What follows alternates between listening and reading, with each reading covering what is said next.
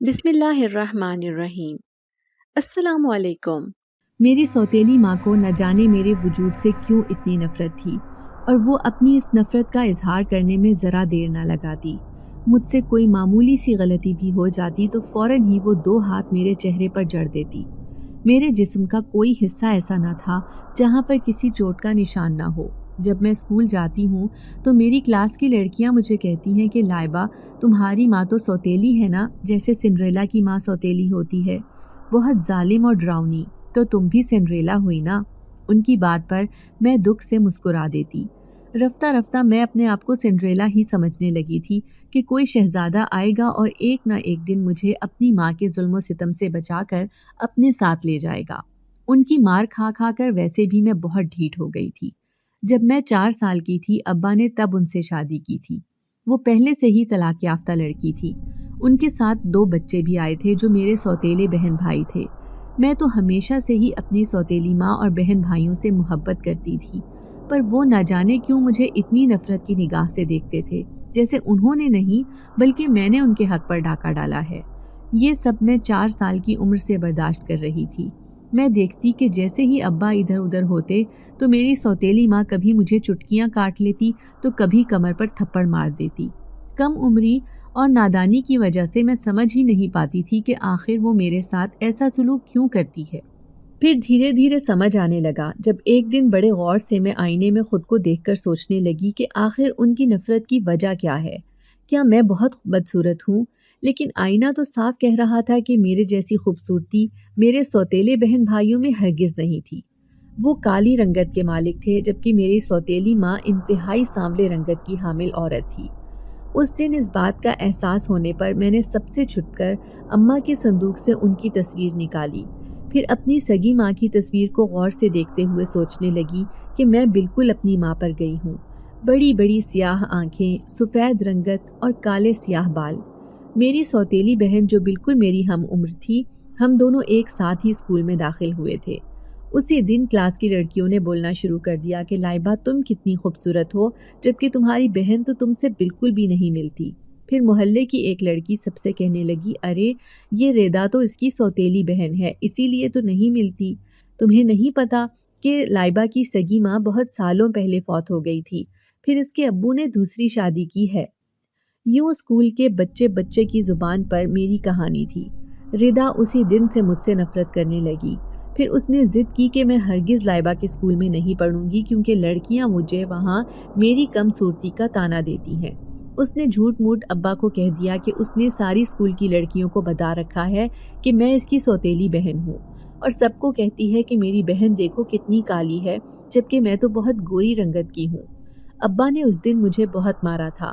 میری ہر بات سنے بغیر وہ مجھے بے دردی سے پیٹتے رہے، صرف اپنی دوسری بیوی کی خوشی کی خاطر۔ میرے دل میں ابو کے لیے کدورت پیدا ہو گئی۔ یوں ان کے دونوں سوتیلے بچے ایک پرائیویٹ اسکول میں پڑھنے لگے، جبکہ میں سرکاری اسکول میں تعلیم حاصل کر رہی تھی۔ جب تک ابو زندہ رہے وہ ان سے چھپ کر مجھے مارتی پیٹتی تھی، لیکن جیسے ہی ان کا انتقال ہوا اور میں نے جوانی کی دہلیز پر قدم رکھا، وہ بات بے بات مجھے چھوٹی چھوٹی غلطیوں پر ایسے دھنک کر رکھ دیتی جیسے میں کوئی کٹ پتلی ہوں ان کی۔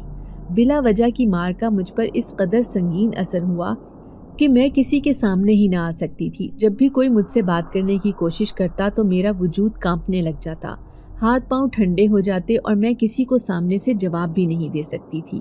یوں اسکول کی پڑھائی میں بہت پیچھے رہ گئی اور بڑی مشکل سے میں نے میٹرک کا امتحان پاس کیا۔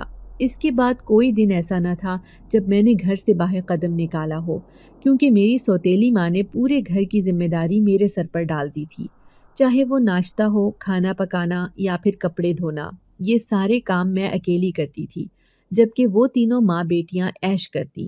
جب سے ابا فوت ہوئے تھے تب سے تو کچھ زیادہ ہی انہوں نے مجھ پر ظلم ڈھانے شروع کر دیے تھے۔ ابو کی آنے والی پینشن انہوں نے دھوکے سے اپنے نام کروا لی تھی۔ یوں ہر مہینے ان کے ہاتھ میں ایک موٹی رقم آ جاتی۔ ساتھ ہی میرا سوتیلا بھائی بھی دکان کھول کر کپڑے کا کاروبار کرنے لگا تھا۔ پھر میرے اوپر یہ بات بجلی بن کر گری جب اس نے اعلان کیا کہ میں یہ گھر بیچنے لگی ہوں، کیونکہ گھر میں پیسہ آنے لگا تھا اور اب وہ کسی اچھے علاقے میں شفٹ ہونا چاہتی تھی۔ یہ گھر تو ابو کی نشانی تھی، اس میں میرا بھی اتنا ہی حصہ تھا جتنا کہ میری سوتیلی ماں کا، لیکن انہوں نے مجھے 1 روپیہ بھی نہ دیا اور اس گھر کو بیچ کر موٹی رقم سے ایک دوسرا گھر خرید لیا۔ اب ہم نئے علاقے میں شفٹ ہو گئے تھے۔ اس میں 3 کمرے بنے تھے، ساتھ ہی ایک چھوٹا سا سٹور تھا۔ دونوں سوتیلے بہن بھائیوں نے الگ الگ کمرہ لے لیا، جبکہ ایک کمرہ مہمانوں کے لیے سیٹ کر دیا گیا۔ میری سوتیلی بہن مجھے اپنے ساتھ رکھنے پر تیار نہ تھی، پھر اماں نے کہہ دیا کہ تم سٹور میں رہو گی۔ میں حیران رہ گئی، سٹور جس میں کاٹ کباڑ بھرا ہوا تھا، میں وہاں کیسے رہ سکتی تھی؟ لیکن ان کی بات ماننا میری مجبوری تھی۔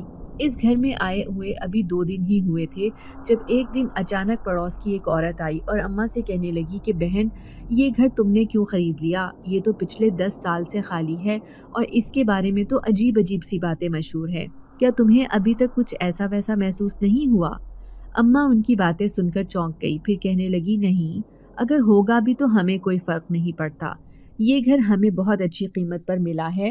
اتنے ہی بڑے گھر کی تلاش میں میں تھی، اس لیے کہ میں اپنی بیٹی کی شادی اسی گھر میں کروں گی اور اس کے شوہر کو گھر داماد بنا کر رکھوں گی۔ آخر کو وہ میری لاڈلی بیٹی ہے۔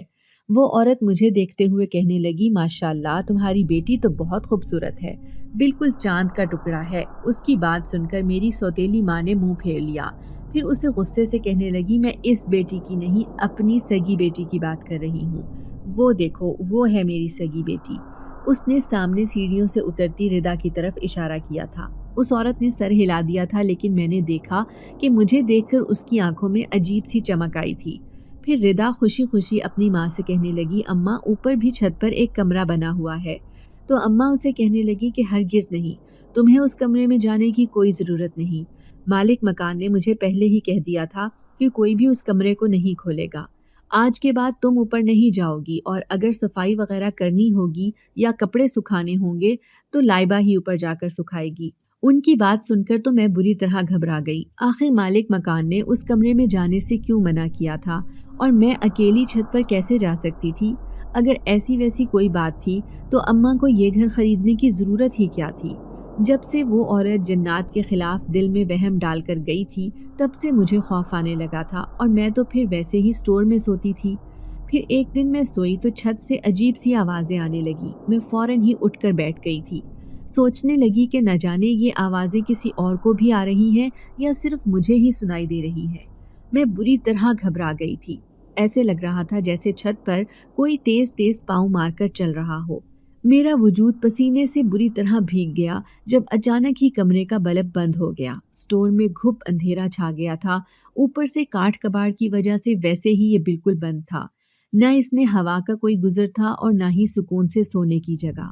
پھر زیادہ دیر اندھیرے میں مجھ سے بیٹھا نہ جا سکا اور میں اٹھ کر باہر بھاگی تھی۔ جا کر اپنی سوتیلی ماں کے کمرے کا دروازہ زور زور سے بجا دیا۔ وہ اٹھ کر باہر آئی، مجھے بری طرح گھورنے لگی، پھر کہا، کیوں تنگ کر رہی ہو؟ میں نے التجا کی کہ اماں مجھے اپنے کمرے میں سونے دو، مجھے سٹور میں ڈر لگ رہا ہے، لیکن انہوں نے میری ایک نہ سنی۔ کہنے لگی، اچھا ہوتا کہ میں تجھے یہاں آنے سے پہلے گھر سے ہی نکال دیتی، جان چھوٹ جاتی تیرے جیسے اس بیکار وجود سے۔ اگر تو نے اب مجھے دوبارہ تنگ کیا تو میں تجھے آدھی رات کو گھر سے باہر نکال دوں گی۔ مجھے ان سے اس سنگ دلی کی امید نہ تھی۔ آخر کو میں ایک یتیم لڑکی تھی، کیا اتنے سال تک ساتھ رہنے کے باوجود بھی ان کے دل میں میرے لیے کوئی جگہ نہ تھی؟ انہوں نے واپس اپنے کمرے کا دروازہ بند کر لیا تھا۔ میں روتے ہوئے دوبارہ سٹور میں آ کر بیٹھ گئی اور دعا کرنے لگی کہ بجلی آ جائے تاکہ میں سکون سے سو سکوں، لیکن پورے 2 گھنٹے تک خوف سے جاگتی رہی۔ تب کہیں جا کر لائٹ آئی تو میں سونے کے لیے لیٹی۔ صبح اٹھی تو سر میں شدید درد تھا، لیکن اس تکلیف کے ساتھ پورا دن گھر کا کام کاج کرتی رہی۔ پھر اس دن مجھ سے غضب ہو گیا جب اماں کی ایک نئی قمیض غلطی سے دھوتے وقت مجھ سے پھٹ گئی تھی۔ انہیں آج وہی جوڑا چاہیے تھا کیونکہ اسے پہن کر وہ کسی رشتہ دار کے گھر جانے والی تھی۔ پھر ردا نے 1 سے 2 لگا کر انہیں بڑھا چڑھا کر بتایا کہ میں نے جان بوجھ کر ان کی یہ قمیض پھاڑی ہے تاکہ وہ وہاں نہ جا سکے۔ میں بار بار انہیں کہتی کہ مجھ سے غلطی ہوئی ہے، لیکن انہوں نے میری ایک نہ سنی۔ 2-4 تھپڑ میرے منہ پر لگائے اور پھر کہنے لگی، یہ ایسے نہیں سدھرے گی، لگتا ہے اسے اسی کمرے میں بند کرنا پڑے گا۔ اب وہ مجھے سیڑھیوں سے کھینچتی ہوئی اوپر لے کر جا رہی تھی۔ خوف سے مجھے سانس بھی نہیں آ رہا تھا۔ وہ اتنی ظالم بن جائیں گی مجھے اس کی امید نہیں تھی۔ مجھے لے جا کر انہوں نے اسی کمرے میں بند کر دیا جس کے بارے میں پہلے دن ہی اس عورت نے کہا تھا کہ یہ کمرہ اور پورا گھر ہی آسیب زدہ ہے۔ میں بار بار دروازہ بجا کر ان سے رحم کی بھیک مانگتی رہی، لیکن انہیں ترس نہ آیا۔ باہر سے تالا لگا کر وہ مجھے اس کمرے میں بند کر کے چلی گئی تھی۔ کمرے میں چھوٹا موٹا سامان رکھا تھا، سامنے ہی ایک صندوق پڑا تھا اور لکڑی کی کرسیاں بھی موجود تھیں۔ سارا سامان مٹی سے اٹا ہوا تھا، ایسے لگتا تھا پچھلے 10 سالوں سے اس کمرے کو کھولا نہیں گیا ہو۔ جا بجا لگے ہوئے تالے اور دیوار پر رینگتی مکڑیاں۔ میں دروازے سے چپک کر بیٹھ گئی اور دروازے میں نظر آنے والے سوراخ سے باہر آس بھری نظروں سے دیکھتی کہ شاید اماں کو نہ سہی ردا کو ہی مجھ پر رحم آ جائے اور وہ دروازے کا تالا کھول دے۔ لیکن دوپہر سے شام اور شام سے رات ہو گئی، کسی نے بھی دروازہ نہ کھولا تھا۔ میرے رونگٹے کھڑے ہو گئے، ایسا لگتا تھا کہ گھر میں کوئی بھی موجود نہیں ہے۔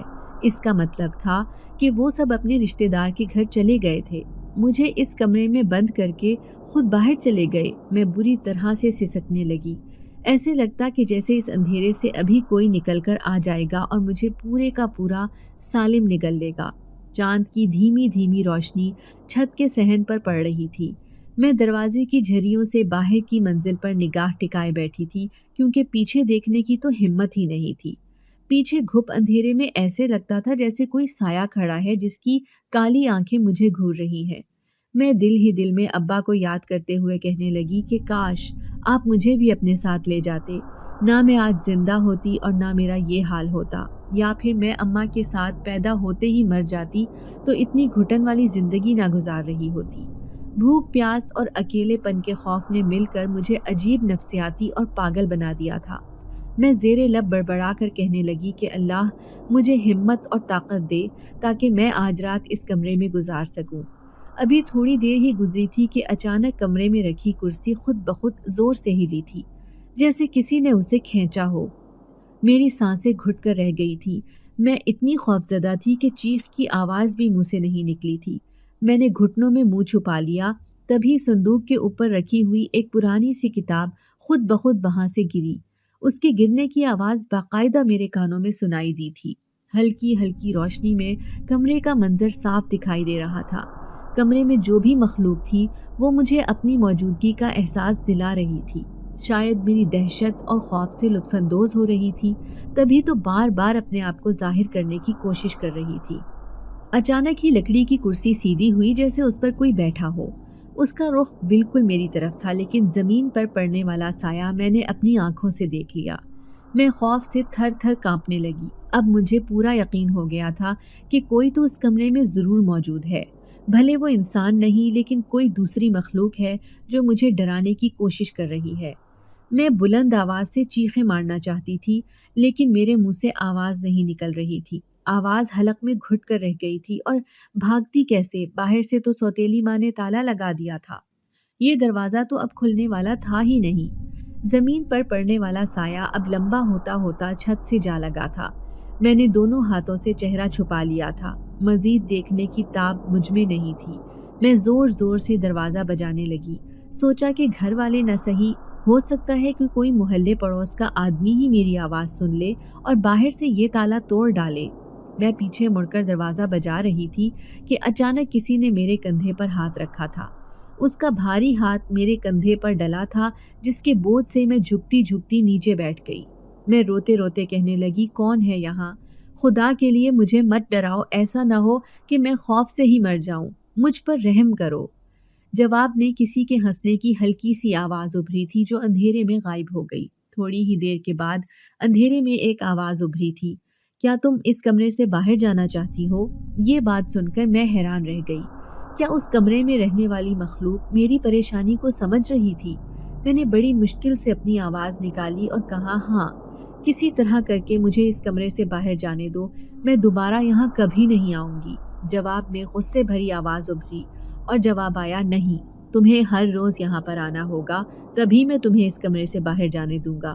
یہ بات سن کر میں حیران رہ گئی، کیا وہ یہاں میرے آنے پر خوش ہوا تھا؟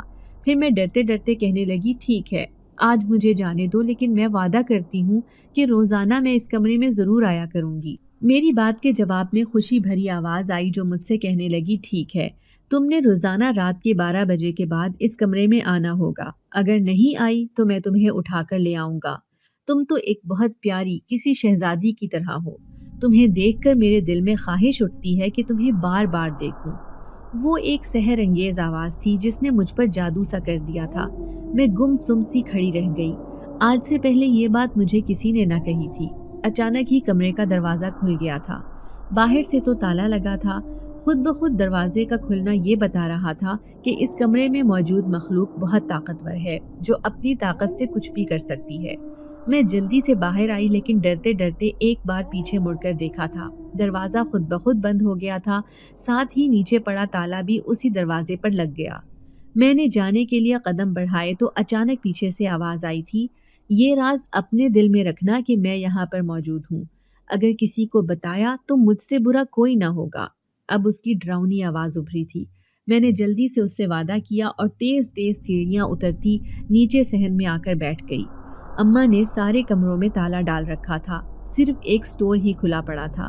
مجھے بھوک نے ستایا ہوا تھا کیونکہ دوپہر سے میں نے کچھ بھی نہیں کھایا تھا۔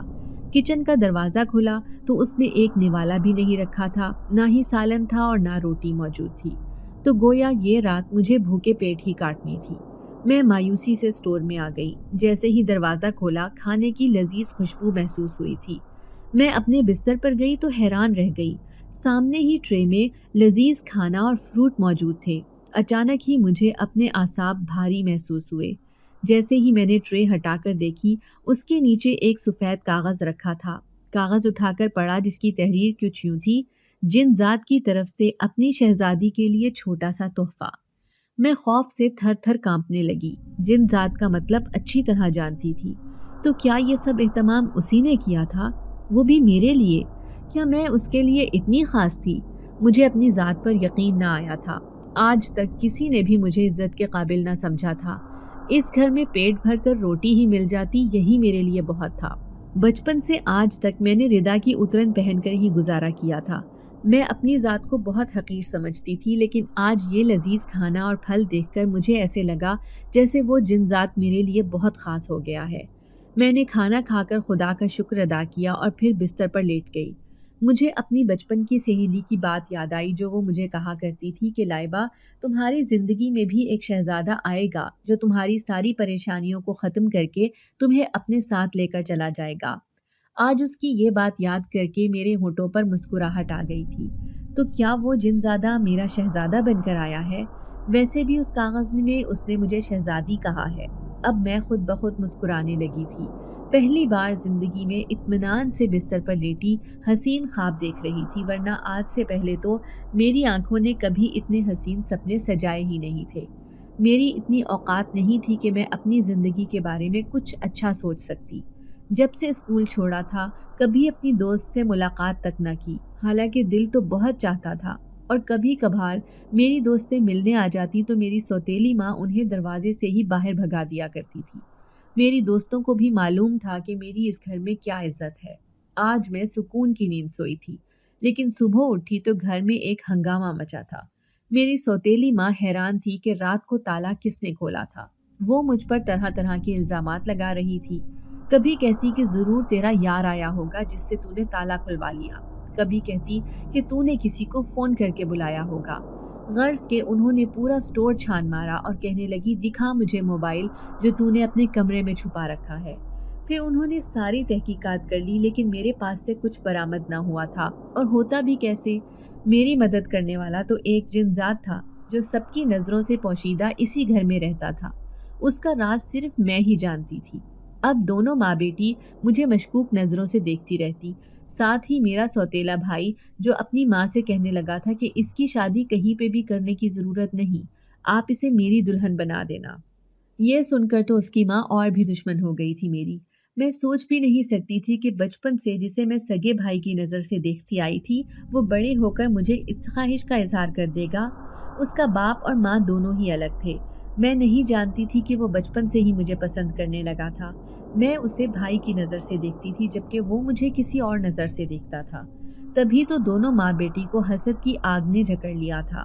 اب تو وہ سب کے سامنے ہی مجھ سے نفرت کا اظہار کرنے لگی تھی کہ جس نے سگے بھائی کو بھی نہ چھوڑا اور اس پر بھی ڈورے ڈالنے شروع کر دیے۔ ان کی یہ باتیں میرے دل کو چھلنی کر رہی تھیں۔ پھر میں اس رات زخموں سے چور چور وجود لیے بستر پر پڑی تھی۔ کوئی بھی میرے دل کے زخم دیکھنے والا نہیں تھا۔ جسم کے زخم تو پھر بھی مندمل ہو جانے تھے، لیکن اس روح کے زخم کیسے بھرتے جو بچپن سے ہی یہ سب سہتی آ رہی تھی۔ پھر جیسے ہی آدھی رات ہوئی، اچانک ہی میرے ذہن میں خیال آیا کہ میں اس جن زادے سے وعدہ کر چکی ہوں کہ 12 بجتے ہی مجھے اس سے ملنا ہے۔ جس طرح شہزادہ رات کے 12 بجے سنڈریلا سے ملنے آتا تھا، ایسے ہی وہ میرا شہزادہ بھی میرا انتظار کر رہا ہوگا۔ یہی سوچ کر میرے قدم خود بخود سیڑھیوں کی جانب بڑھے تھے۔ سارے کمروں کے دروازے بند پڑے تھے، لگ رہا تھا کہ سب خواب خرگوش کے مزے لے رہے ہیں۔ ایک میرا چھلنی وجود تھا جو بے سکون پورے گھر میں منڈلا رہا تھا۔ پھر دھیمی دھیمی سیڑھیاں چڑھتی میں اوپر آ گئی تھی۔ اوپر آئی تو حیران رہ گئی جب میں نے اس خالی کمرے کے دروازے کو کھلا ہوا دیکھا تھا۔ حالانکہ پورا دن اس پر تالا لگا رہتا تھا، کئی دفعہ میں اوپر کپڑے سکھانے آتی تھی، جلدی جلدی الٹے سیدھے کپڑے ڈال کر نیچے بھاگ جاتی۔ اس سے پہلے اس جن زاد نے کبھی خود کو میرے سامنے ظاہر نہ کیا تھا۔ ٹھنڈی ٹھنڈی ہوا چل رہی تھی، مجھے اپنا آپ اچھا محسوس ہوا۔ پھر میں خود ہی اس کمرے میں جا کر بیٹھ گئی۔ تھوڑی دیر کی بعد ہی میرے سامنے کوئی آیا تھا، لمبا چوڑا وجود لیے۔ میں اسے زیادہ دیر نہیں دیکھ سکی، ہاں، لیکن اس کا مہربان وجود میرے لیے کسی نعمت سے کم نہ تھا۔ پھر میں اسے اپنے جسم پر لگنے والے زخم دکھانے لگی کہ کس طرح میری سوتیلی ماں اور بہن میرے ساتھ اس قدر برا رویہ رکھتی ہیں۔ اس کی آنکھوں میں غصے کی آگ تھی۔ پھر وہ کہنے لگا کہ اگر تم کہو تو میں ان سے بدلہ لے سکتا ہوں۔ میں اس کی بات سن کر گھبرا گئی، پھر ڈرتے ڈرتے کہنے لگی، نہیں نہیں، ایسا ہرگز نہ کرنا، کہیں انہیں تمہارے بارے میں پتہ نہ چل جائے۔ پوری رات وہ میرے زخموں پر مرہم لگاتا رہا۔ میں اس سے باتیں کرتی رہی، اپنے سارے زخم بھول گئی تھی۔ جیسے ہی صبح کا اجالا پھیلنے لگا، وہ میرے سامنے سے غائب ہو گیا۔ میں فوراً ہی جلدی سے آ کر کمرے میں سو گئی۔ صبح کسی نے مجھے بری طرح جھنجھوڑ کر اٹھایا تھا۔ وہ میری سوتیلی ماں تھی۔ رات گئے تک جاگنے کی وجہ سے میں صحیح وقت پر اٹھ نہ سکی تھی، جس کی وجہ سے گھر میں ایک ہنگامہ مچا تھا۔ پھر ردا اپنی ماں سے کہنے لگی، اسے آپ گھر سے نکال دو، تبھی ہمیں سکون ملے گا، یہ ہمیں ایسے جینے نہیں دے گی۔ تو میری سوتیلی ماں کہنے لگی، ارے میں پاگل ہوں کیا، اس کی شادی کروں گی، اسے تو میں ساری زندگی اسی گھر میں نوکرانی بنا کر رکھوں گی۔ تیری شادی کروں گی نا تو اسے جہیز میں تیری نوکرانی کے طور پر تجھے دے دوں گی، پھر جو چاہے تو اس کے ساتھ سلوک کرنا۔ میں خاموشی سے کام کرتی رہی۔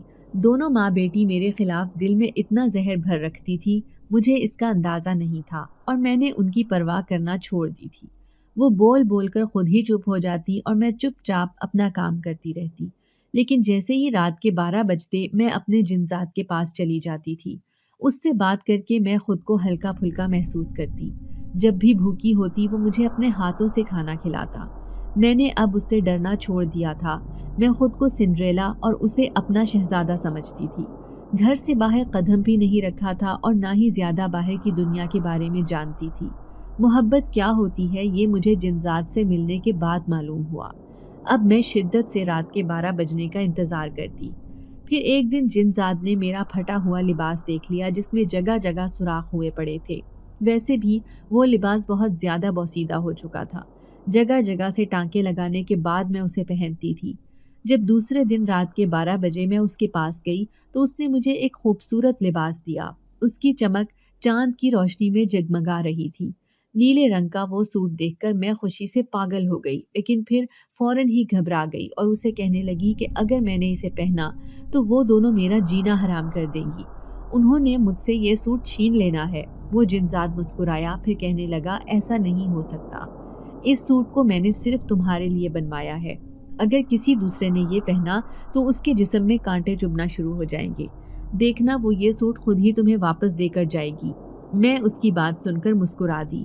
وہ ایک جنزاد تھا، اپنی طاقت سے کچھ بھی کر سکتا تھا۔ پھر ٹھیک دوسرے دن میں نے نہا کر وہ خوبصورت نیلا لباس زیب تن کر لیا۔ اسے پہن کر میں کسی سنڈریلا سے کم نہیں لگ رہی تھی۔ اپنے آپ کو چھوٹے سے آئینے میں دیکھا، پھر جب باہر آئی تو ردا نے حسد بھری نظروں سے مجھے دیکھا تھا۔ اپنی ماں سے کہنے لگی، دیکھو تو صحیح، آج کل اس کے رنگ ڈھنگ بدلتے جا رہے ہیں، ایسے لگتا ہے کہ اس نے محلے میں کوئی اپنا یار ڈھونڈ لیا ہے۔ میں اس کی بات پر دل ہی دل میں ہنسی تھی۔ چپ چاپ خاموشی سے کام کرتی رہی، لیکن اپنا آپ بہت اچھا محسوس ہو رہا تھا۔ थोड़ी देर बाद मेरी सौतेली माँ ने मुझे बाजू से पकड़ा और झंझोड़ते हुए कहने लगी, चल ये सूट अभी उतार के आ, वरना सूट समेत ही तुझे आग लगा दूंगी। मैं जानती थी कि वो ऐसा ही करेंगी, इसीलिए सर झुकाकर अपने कमरे में गई और सूट बदल कर आ गई। अब मैं फिर से एक भिखारन की तरह नजर आ रही थी। रिदा ने वो सूट ले लिया था, फिर खुशी से चीखें मारकर अपनी माँ से कहने लगी, अम्मा देखो तो सही, इसकी सुनहरी तार और चमकती हुई खूबसूरती बता रही है कि ये सोने का बना हुआ है। मैं अभी इसे पहन कर आती हूँ। वैसे भी आज मेरी दोस्त की बर्थडे पार्टी है, मैं इसे वहीं पहन कर जाऊंगी। मैं उदास होने के बावजूद दिल ही दिल में मुस्कुरा दी थी।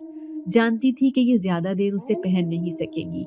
फिर जैसे ही वो सूट पहनकर आई, पूरे जिस्म में खारिश करते हुए कहने लगी, अम्मा जरूर इसने सूट पर कोई जादू टोना किया है, देखो तो सही ये मुझे कांटों की तरह चुभ रहा है। उसकी माँ भी परेशान हो गई। फिर फौरन ही उसने वो सूट उतार कर फेंक दिया था। अब दोनों माँ बेटी नफरत से मुझे देख रही थी। फिर जैसे ही वो दोनों कमरे में गई, मैंने वो सूट उठाकर अपने पास हिफाजत से रख लिया। अब हर रात मैं उस जिनजात से मिलने छत पर चली जाती। आज तक ये बात कोई नहीं जान सका था। मैं उससे अपने दिल की बात किया करती थी। वो मेरा गम गुसार था। फिर एक दिन मैं दबे पांव सीढ़ियां चढ़ती ऊपर आ रही थी जब मेरे सौतेले भाई अम्मार ने मुझे छत पर जाते हुए देख लिया। वो बालों से घसीटता हुआ मुझे नीचे लेकर आया था। मेरे चीखने पर माँ और बहन दोनों ही उठ गई। फिर रात के इस पहर घर में हंगामा खड़ा हो गया जब उसने मुझ पर इल्ज़ाम लगाया और कहने लगा, रात 12 बजे ये आखिर छत पर क्या लेने जा रही थी। वो सब मुझे मारने पीटने लगे कि अचानक छत से जोर जोर से पत्थर गिरने लगे। ये देखकर सब बुरी तरह घबरा गए। अपने आप को बचाने की कोशिश में वो कमरे में भाग गए थे। मैं बेबसी से आंसू बहाने लगी थी। मैं जानती थी कि वो जिनजाद ही है जो मेरे ऊपर होने वाला जुल्म बर्दाश्त नहीं कर सका था। उस दिन मैं पूरी रात अपने कमरे में बैठकर रोती रही। सोचने लगी कि और क्या गुंजाइश रह गई है। कब तक आखिर मैं उनके जुल्म बर्दाश्त करती रहूंगी। अब मुझे उस जिनजात के साथ उसकी दुनिया में जाना ही होगा। लेकिन दूसरे दिन गजब हो गया जब अम्मार अपने साथ एक मौलवी को लेकर आया था, क्योंकि ये सब उसने अपनी माँ के कहने पर किया था। जो कुछ भी रात हुआ था उसे देखकर उन्हें अंदाजा हो गया था कि ये घर आसिफ ज़दा है। जरूर इसमें किसी ऐसी मखलूक का बसेरा है जो हमें नुकसान पहुंचाना चाहती है। साथ ही वो गजबनाक नजरों से मुझे भी देख रही थी। उसे मेरे ऊपर शक था कि मैं कोई जादू वगैरह इस घर पर करवा रही हूँ जिसकी वजह से ये सब हमारे साथ हुआ है। मौलवी सफ़ेद कपड़े पहने एक दरवेश बुजुर्ग था। वो तस्बीह पढ़ते हुए बड़े गौर से घर को देखते हुए कहने लगे, ये घर पिछले 10 सालों से खाली पड़ा था। मैं भी इसी इलाके में रहता हूँ। मैंने सुन रखा था कि ये एक आसेबी मखलूक की पनाहगाह है। क्या आप लोगों को इस बारे में मालूमात नहीं थी? मेरी सौतेली माँ बुरी तरह घबरा गई। कहने लगी, नहीं नहीं मौलवी साहब, पहले तो हमें इस बारे में नहीं पता था, लेकिन जब पूरी पेमेंट कर दी और सारे पैसे ले लिए गए तभी हमें बताया गया कि ये घर आसिफ ज़दा है। अब आप ही बताएं हम कहाँ जाते। जिसने ये घर बेचा था वो तो वापसी रकम देने को तैयार ही नहीं था। फिर मौलवी साहब कहने लगे, शुक्र है कि वो नेक जिनजाद है, अगर बदफितरत होता तो अभी तक आप लोगों को इतना तंग करता कि आप खुद ही मजबूर हो जाते ये घर छोड़ने पर। फिर मेरी सौतेली माँ कहने लगी, मौलवी साहब हमने बहुत पैसा लगाकर ये घर खरीदा है, आप कुछ ऐसा करें कि ये घर बिल्कुल आसेब से पाक हो जाए। आखिर मेरे बच्चों को इसमें एक उम्र गुजारनी है। मौलवी साहब ने इस्बात में सर हिलाया। फिर कहने लगे, ठीक है, मैं एक अमल करके मालूम करता हूँ कि वो जिनजात किस तरीके से ये घर छोड़ेगा। दम दुरूद करने के बाद मौलवी साहब वापस चले गए थे। आखिरकार जिनजात के बारे में सबको मालूम हो गया था। मैं उदासी से सोचने लगी कि क्या वो हमेशा के लिए इस घर से चला जाएगा जिसने मेरी इतनी मदद की थी, जिंदगी में हर गम पर मेरा साथ दिया था। मैं उदास सी हो गई। फिर एक दिन मोहल्ले की औरत मेरी सौतेली माँ से कहने लगी, इस लड़की की आंखें हर वक्त सुर्ख क्यों रहती हैं? ऐसे लगता है कि ये लड़की आसेब ज़दा है। फिर मेरी सौतेली माँ और बहन मुझे शक भरी नज़रों से देखने लगी। अब उन्हें मुझसे खौफ आने लगा था, क्योंकि मैं हर वक्त चुप का रोज़ा रखती थी। कोई भी काम करने का कहती तो मैं 2 मिनट में ही करके रख देती और सारा दिन स्टोर में पड़ी रहती। खाना भी दिल में आता तो खा लेती, वरना पूरा पूरा दिन भूखी पड़ी रहती थी। अब उनका रवैया मेरे साथ बदल गया था। वो मुझसे डरने लगी थी। शायद यही वजह थी कि वो अब मुझसे बातचीत करना छोड़ चुकी थी। उस दिन के बाद मैं दोबारा छत पर नहीं गई थी। न जाने वो जिनजात मुझसे मिलने आएगा या नहीं। پھر ایک دن میری سوتیلی ماں میرے پاس آئی اور کہنے لگی، میں نے فیصلہ کیا ہے کہ عمار کے ساتھ ہی تمہارا نکاح کر دیتی ہو۔ آخر کو تم اس گھر سے رخصت ہو کر کہاں جاؤ گی؟ اور پھر عمار نے ضد پکڑ لی ہے کہ وہ تمہارے علاوہ کسی سے شادی نہیں کرے گا۔ ان کی بات سن کر میرے اوپر بجلی گر گئی تھی۔ میں انہیں کیسے سمجھاتی کہ میں ایک جنسات سے محبت کرتی ہوں جس نے ہر قدم پر میرا ساتھ دیا ہے۔ مجھے واپس زندگی کی طرف کھینچنے میں اس کا بڑا ہاتھ تھا، لیکن ہمیشہ کی طرح میرے منہ پر تالا لگ گیا۔ میں چپ چاپ ان کی باتیں سن رہی تھی۔ پھر ساتھ والی پڑوسن دوسرے دن ایک عورت کو اپنے ساتھ لے کر آئی جو میری سوتیلی ماں کو کہہ رہی تھی کہ یہ عورت اپنے بیٹے کے لیے رشتہ دیکھ رہی ہے، تم اس کے بیٹے سے اپنی سوتیلی بیٹی کی شادی کر دو، اسے کسی خوبصورت لڑکی کی تلاش ہے۔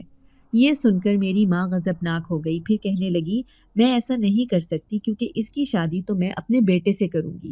یہ میری سوتیلی بیٹی ہے، اس کا باپ بھی دوسرا ہے اور ماں بھی، یوں میرے بیٹے سے اس کا جوڑا آرام سے بن جائے گا۔ لیکن اس عورت کی آنکھوں کی رنگت بدل گئی، پھر وہ غضبناک لہجے میں کہنے لگی، بی بی اگر میری بات نہ مانی تو اس کا انجام اچھا نہیں ہوگا۔ تمہیں اپنی اس بیٹی کی شادی میرے بیٹے کے ساتھ ہی کرنی ہوگی، ورنہ انجام کی ذمہ دار تم خود ہوگی۔ یہ کہہ کر دھمکاتی وہ اس گھر سے چلی گئی تھی۔ میری ماں حیران پریشان رہ گئی۔ میں خود خوفزدہ تھی کہ نہ جانے یہ کون تھی اور کون تھا جو یوں میرے پیچھے پڑ گیا تھا۔ ایک طرف عمار تھا، دوسری طرف وہ اجنبی جس کی ماں دھمکیاں دیتی میری سوتیلی ماں سے میرا رشتہ مانگنے آئی تھی، جبکہ میں خود جو اپنے آپ کو کسی سنڈریلا کی طرح سمجھتی تھی، اپنے اس شہزادے جن ذات کا انتظار کر رہی تھی جو اس دن کے بعد سے کبھی میرے سامنے نہ آیا تھا۔ مجھے ایسے لگتا تھا جیسے مولوی صاحب نے اپنے عمل کے ذریعے اسے ہمیشہ کے لیے اس گھر سے کہیں دور بھیج دیا ہے۔ پھر دوسرے ہی دن میری سوتیلی ماں اپنے بیٹے کے ساتھ شادی کرنے کی تیاریاں شروع کرنے لگی۔ وہ لال جوڑا خرید کر لے آئی تھی۔ دل چاہ رہا تھا کہ اس سوٹ کو آگ لگا دوں۔ میں ہرگز اس گھر میں رہنا نہیں چاہتی تھی جہاں پر ہمیشہ میں نے ایک گھٹن زدہ زندگی گزاری تھی۔ میں سمجھ سکتی تھی کہ آگے بھی میری زندگی ایسی ہی ہوگی، لیکن جس دن میری شادی تھی اس سے ایک دن پہلے ہی اچانک آدھی رات کو دروازے زور زور سے بجنا شروع ہو گئے۔ عمار سمیت سب لوگ گھبرا گئے۔ میں بھی اپنے اسٹور سے باہر نکل آئی تھی۔ پھر 4 نقاب پوش لوگ، 2 عورتیں اور ایک چہرہ چھپائے مرد اندر داخل ہوا تھا۔ اس عورت نے میری سوتیلی ماں سے کہا، ہم لائبہ کو لینے آئے ہیں۔ میری سوتیلی ماں خوف سے تھر تھر کانپ رہی تھی، جبکہ وہ سب بھی سہمے ہوئے تھے، لیکن ان لوگوں نے اپنے ساتھ آنے والے مولانا سے کہا کہ نکاح پڑھائیں، ہم اس لڑکی کے ساتھ اپنے بیٹے کی شادی کریں گے اور ہمیشہ کے لیے اس گھر سے وداع کروا لیں گے۔ میں نہیں جانتی تھی کہ وہ مجھے کہاں لے کر جا رہے ہیں۔ میں نے دیکھا لال آنکھوں والی یہ وہی عورت تھی جو اس دن میری سوتیلی ماں کو دھمکیاں دے رہی تھی۔ ان سب کے منہ پر چپ کا تالا لگ گیا تھا اور میں رخصت ہو کر ان لوگوں کے ساتھ آ گئی۔ پورے راستے چپ چاپ چلتی رہی، چلتے چلتے اپنے گھر سے بہت آگے نکل آئی۔